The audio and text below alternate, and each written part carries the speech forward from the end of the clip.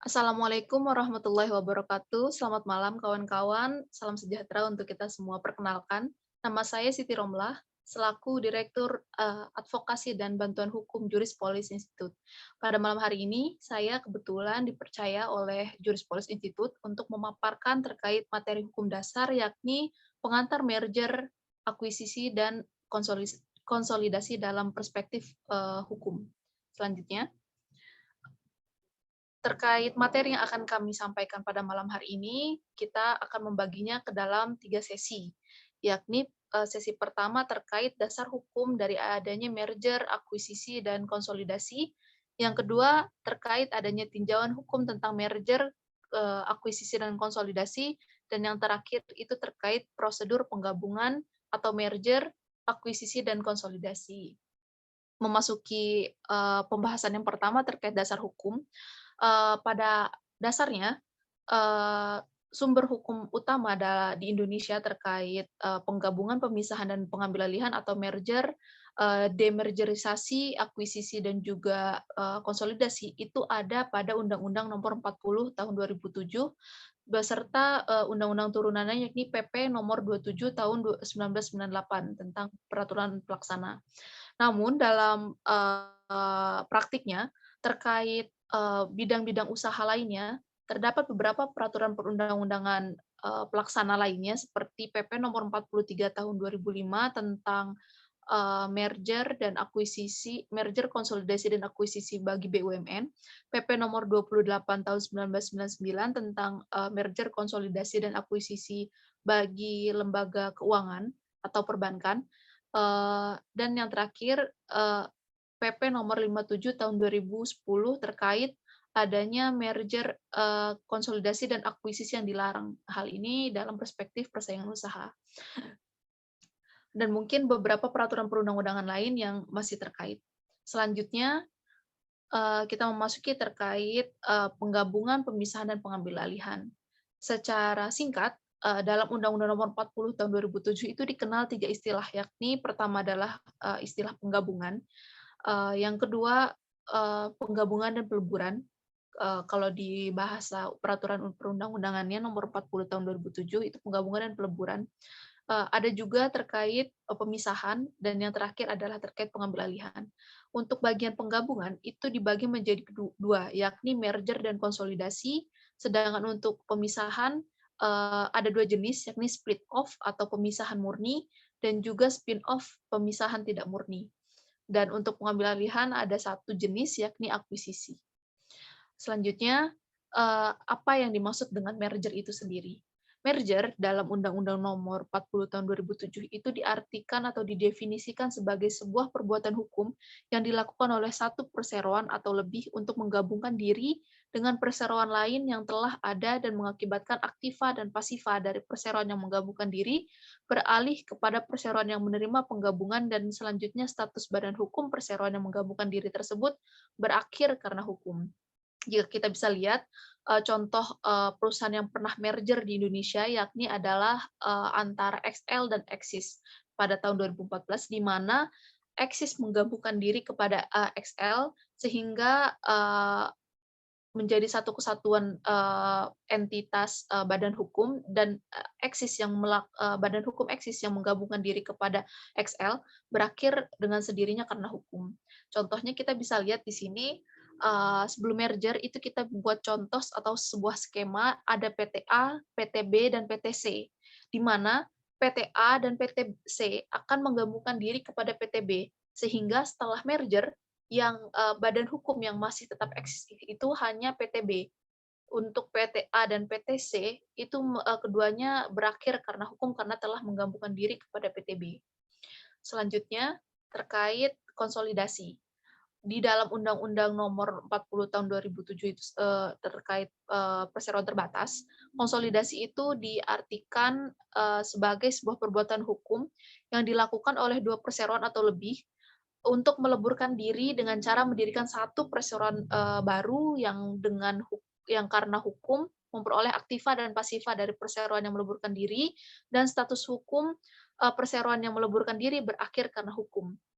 Kalau kita bisa lihat contohnya yang pernah terjadi di Indonesia itu adalah CIMB atau CIM dari Malaysia dengan Bank Niaga yang melakukan konsolidasi pada tahun 2008 yang melahirkan suatu entitas badan hukum baru yakni CIM Niaga, kalau kawan-kawan bisa tahu.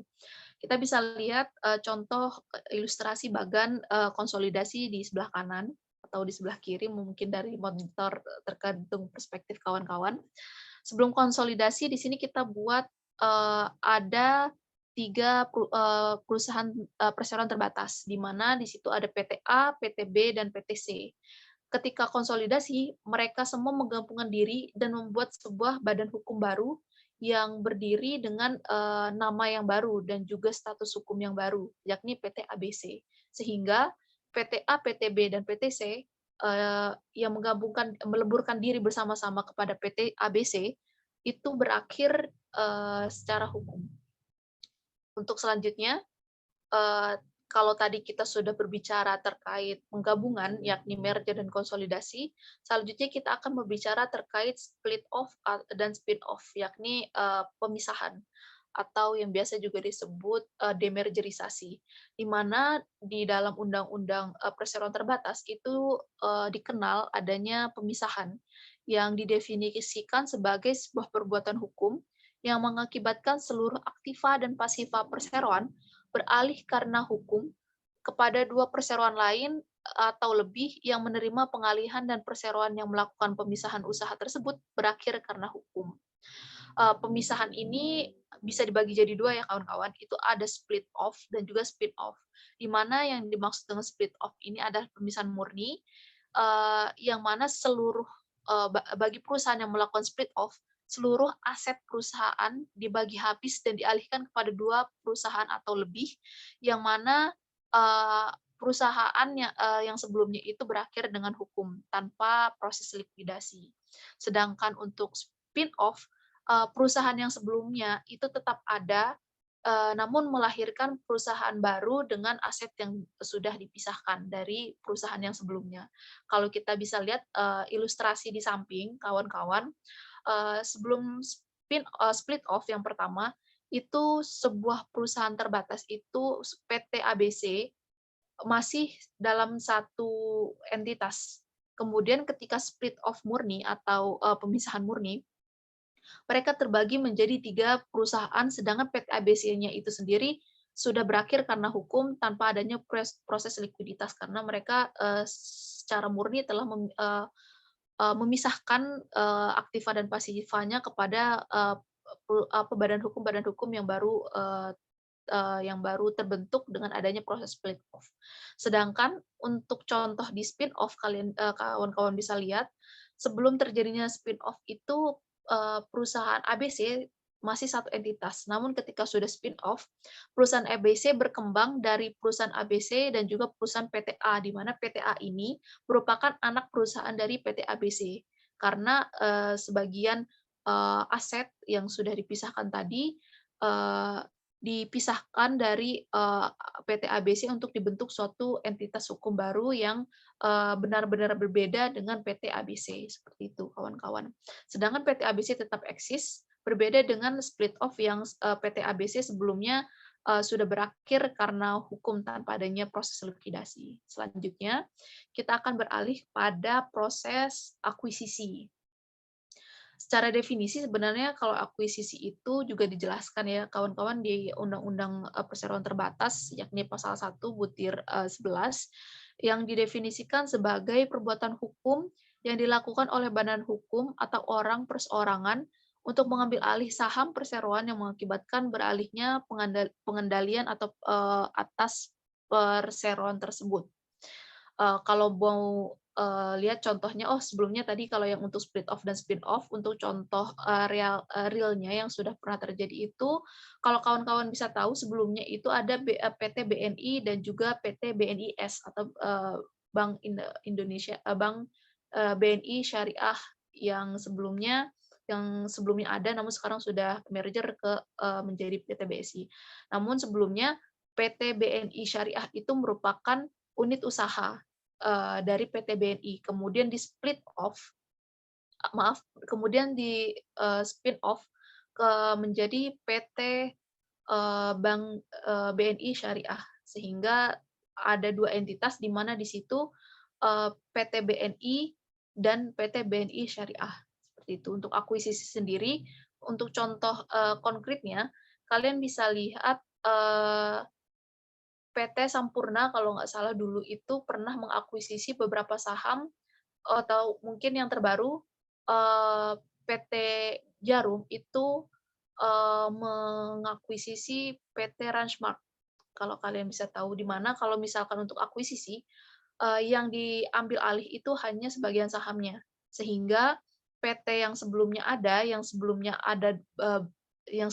berupa 2 entitas, berubah menjadi satu entitas, di mana PT yang diakuisisi tersebut menjadi anak perusahaan dari PT yang mengakuisisi PT tersebut. Seperti contoh, di samping ini kita bisa lihat, sebelum terjadinya akuisisi terdapat 2 entitas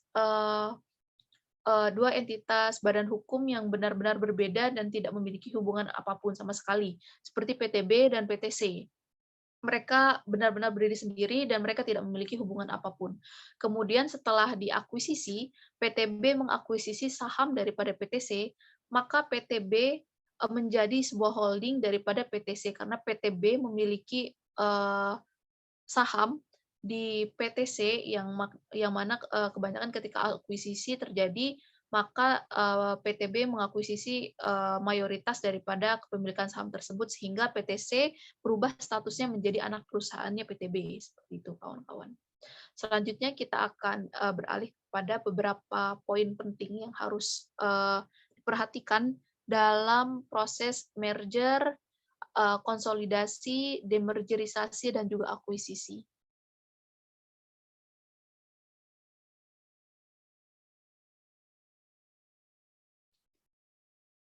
Ya, bisa dilihat kawan-kawan di sini ada beberapa prosedur, di mana prosedurnya hampir sama di Undang-Undang Nomor 40 di Undang-Undang Perseroan Terbatas terkait prosedur konsolidasi, merger, demergerisasi, dan juga akuisisi.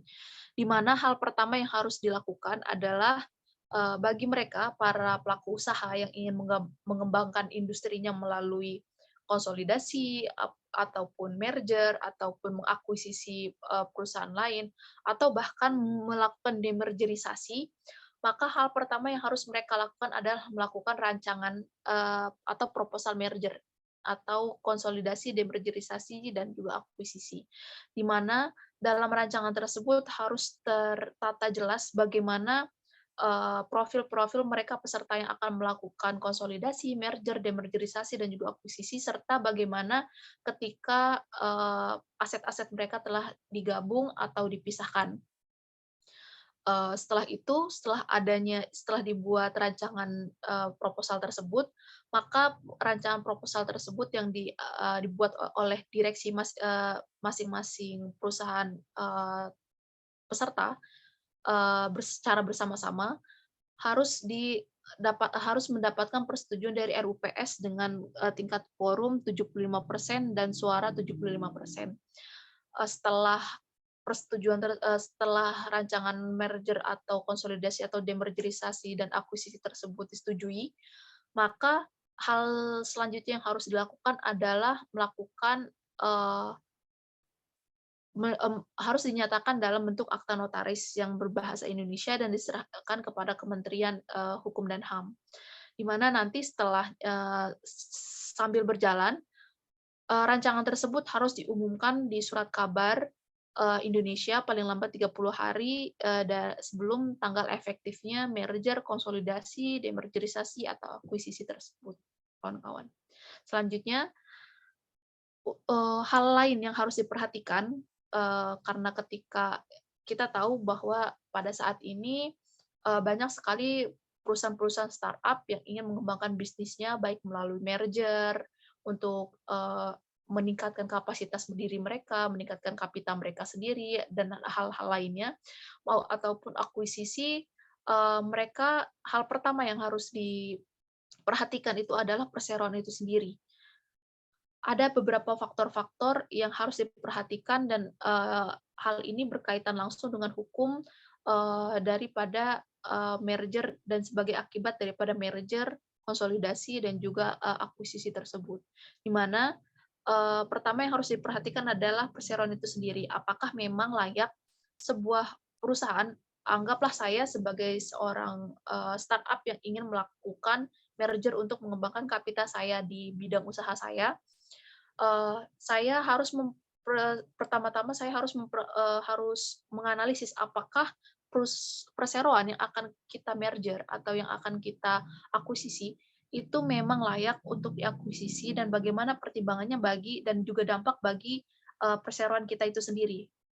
Apakah nanti akan memang hasilnya akan meningkatkan kapita dan juga kapasitas kita, atau malah sebaliknya, sehingga adanya due diligence terhadap perseroan yang akan melakukan merger, ataupun para peserta yang akan melakukan merger ataupun akuisisi itu sangat diperlukan dalam hal ini. Kemudian hal yang harus diperhatikan selanjutnya yakni adalah pemegang saham minoritas. Karena tidak dapat kita pungkiri ketika dilakukannya demergerisasi, merger, akuisisi ataupun konsolidasi, terdapat struktur pemegang saham yang akan berbeda nantinya ketika sudah di-merger dengan bagaimana peruntukan, bagaimana pembagian sahamnya terhadap pemegang saham dan bagaimana pembagian dividen sebelumnya dan lain-lainnya. Banyak hal yang harus diperhatikan terkait sektor terkait faktor pemegang saham minoritas ini.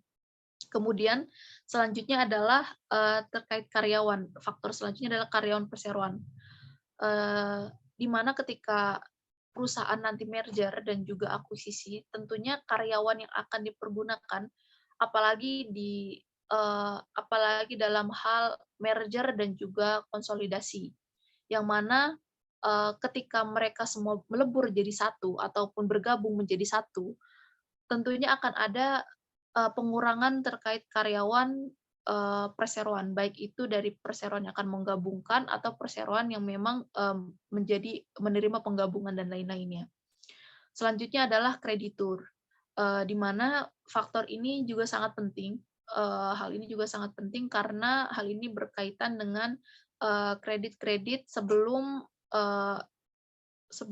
badan hukum tersebut menggabungkan diri ataupun melakukan akuisisi.